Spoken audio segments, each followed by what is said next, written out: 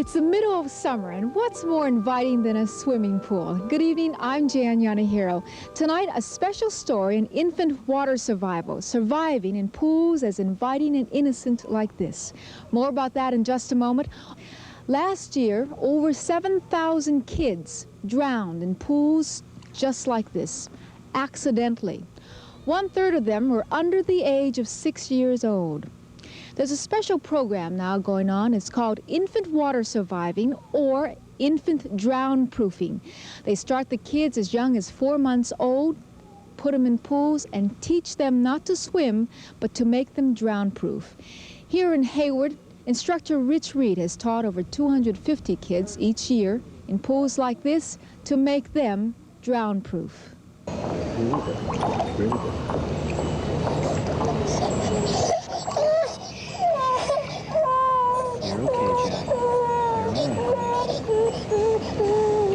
You're doing super.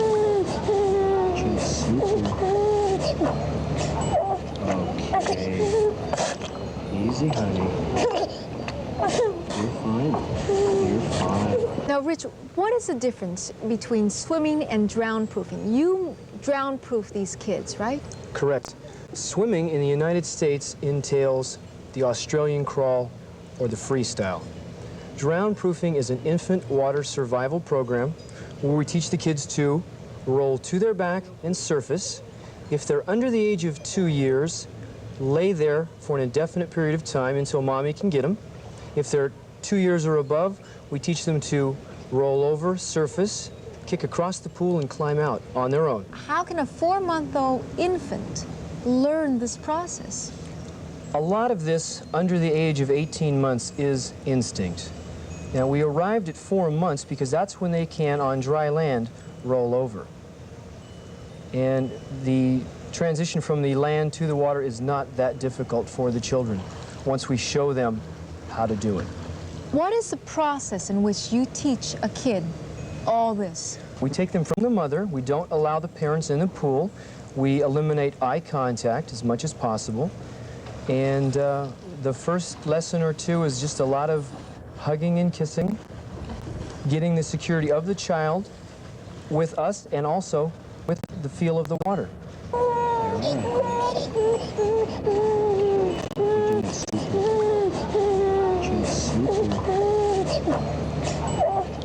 Okay.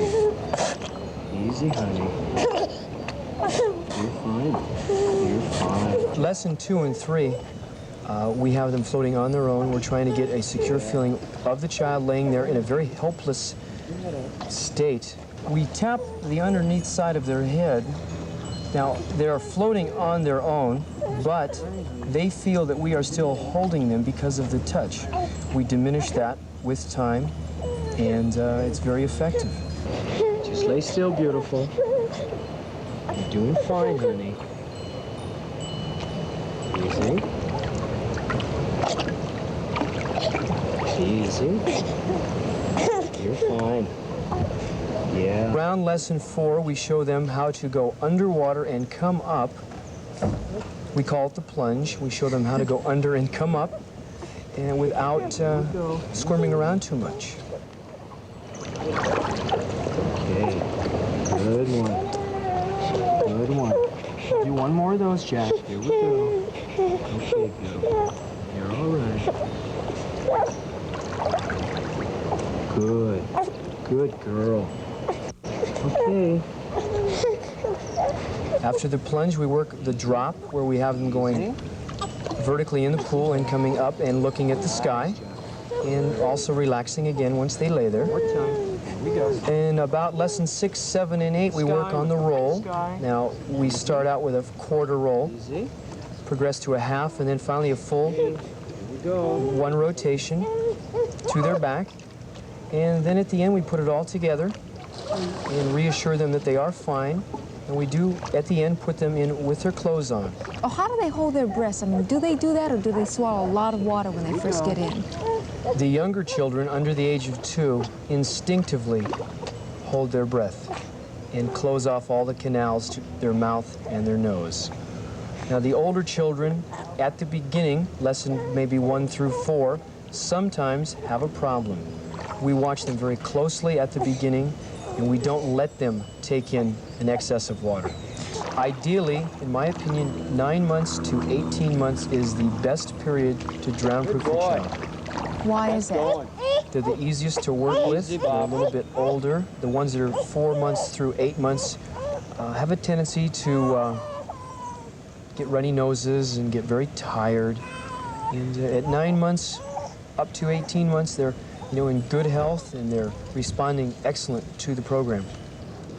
Now, when is graduation, Rich, for the kids? Graduation is on the 10th lesson at the end of a month period, and we have them go in off the side. We bump the small ones in, and we have the older ones jump in, fully clothed, and they rotate to their back, surface, and lay there for 5 to 10 minutes. And if the child can do that, or the infant can do that, then... If they can do that, they graduate. If they cannot do that, we set up some more lessons for them until they can. Kick to the side, buddy. Kick to the side. You what? Get over to the side, then we can see her. Okay? I want you to climb up when you get over there. Attaboy. Attaboy. You're looking good. Are you there yet? Yeah. Now, are you there yet? Do you feel the wall? Yeah. Get over there. Having heard a lot about infant drown-proofing and seeing it here for the first time, I know it does work. But what struck me most about this story is the trust and love between the children and Rich. Of course, there is the techniques and lessons to be learned, but you can really see that there's trust here, and that's nice, especially since it does save lives. Go see Mommy. Go see Mommy. How'd you do? Did you do fine? Was that pretty good, swimmer? Yeah. That's a good boy. You did really well. Now we won't ever have to worry about you drowning, huh? You swim with your shoes on?